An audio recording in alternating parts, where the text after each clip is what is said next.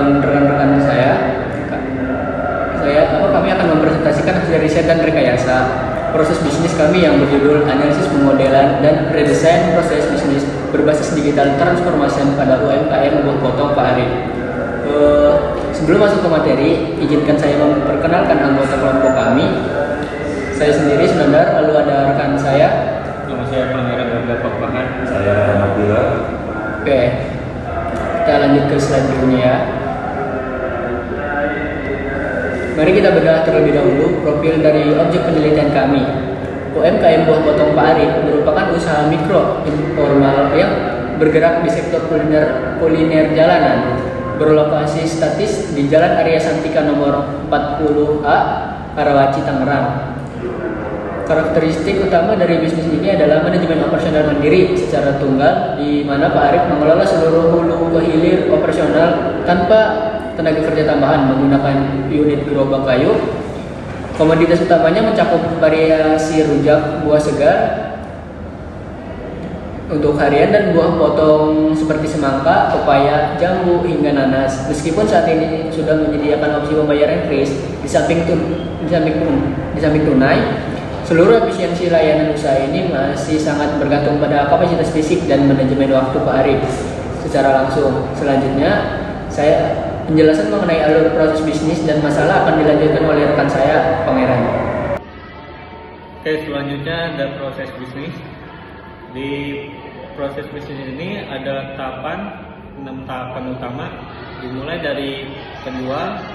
Di pagi hari itu mempersiapkan buah sebelum berjualan. Terus setelah sudah mempersiapkan buah tersebut, penjual langsung membuka usahanya di gerobak dan menunggu pelanggan untuk memesan.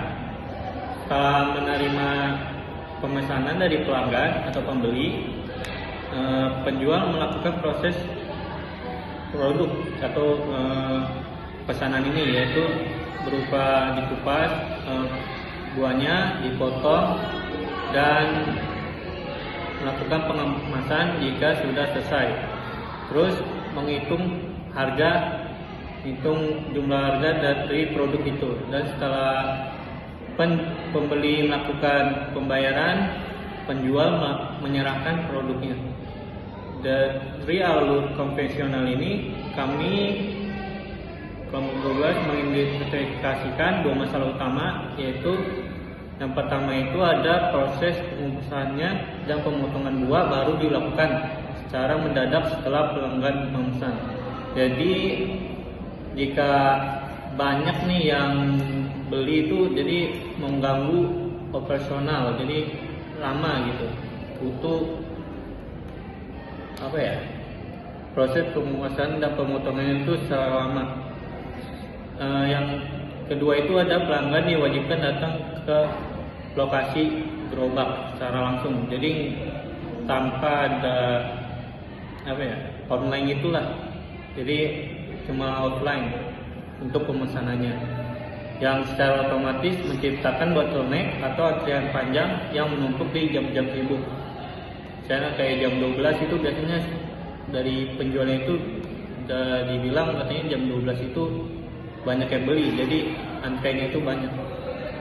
Jadi sebagai solusinya kami mengusulkan 2 pendekatan rekayasa. Yang pertama, penerapan metode pre-cut, jadi sebelum buka itu udah langsung dipotong gitu. Terus yang kedua itu ada serta penyediaan jalur pre-order di digital untuk memecah antrian fisik. Jadi nggak cuma offline tapi juga online. Dan selanjutnya dijelaskan oleh selanjutnya ada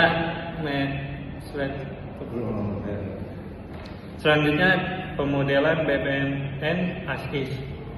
Nah, di sini ada diagramnya. Yang pertama itu pemodelan ini melibatkan 2 lens utama, yaitu pembeli dan penjual. Jadi pada sisi penjual itu, ketika pembeli selesai memilih buah itu, penjual harus melakukan sekuensial aktivitas manual yang padat. yaitu mengambil buah, terus mengupas buah, dan memotong buah secara berurutan dari kondisi utuh. Berdasarkan pengamatan kami, ketergantungan penuh pada kehadiran fisik konsumen ini memulai pengolahan ini untuk menghasilkan rata-rata cycle time atau waktu tunggu hingga 6 menit per porsi pada jam sibuk. Ini adalah pemborosan waktu operasional yang merugikan produktivitas harian usaha.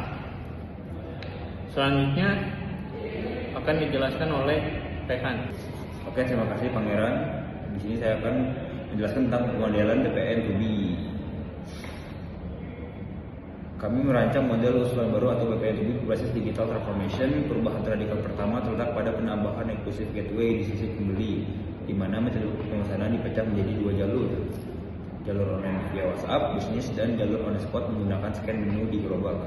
Perubahan kedua ada pada restrukturisasi internal penjual.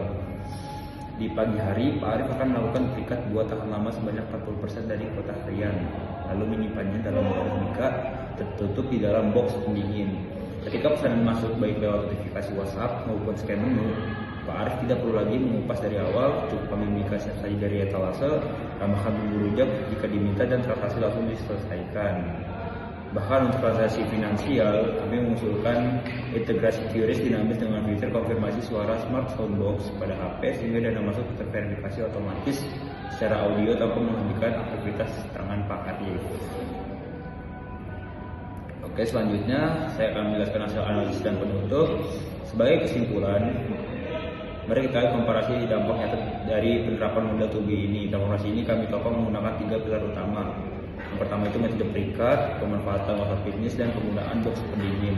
Hasil analisis kuantitatif menunjukkan dampak yang sangat signifikan bagi UMKM Pak Arif.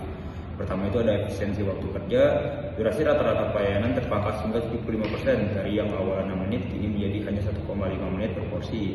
Yang kedua itu ada kapasitas output, yaitu volume optimal pelayanan di jam sibuk melonjak hingga 300%. Dari kapasitas maksimal 10 porsi kini bisa melayani hingga 40 porsi per jam. Lalu yang ketiga, manajemen resiko. Penggunaan box pendingin dan sistem kuota berkala menekan tingkat kerusakan bahan baku buah hingga 80%. Penerapan modal bisnis baru berbasis digitalisasi ini membuktikan bahwa transformasi digital yang tepat guna mampu mendongkrak produktivitas usaha mikro jalanan secara masif sekaligus mendapatkan kepuasan optimal bagi pelanggan. Oke, sekian presentasi dari kami. Kurang lebihnya mohon maaf. Wassalamualaikum warahmatullahi wabarakatuh.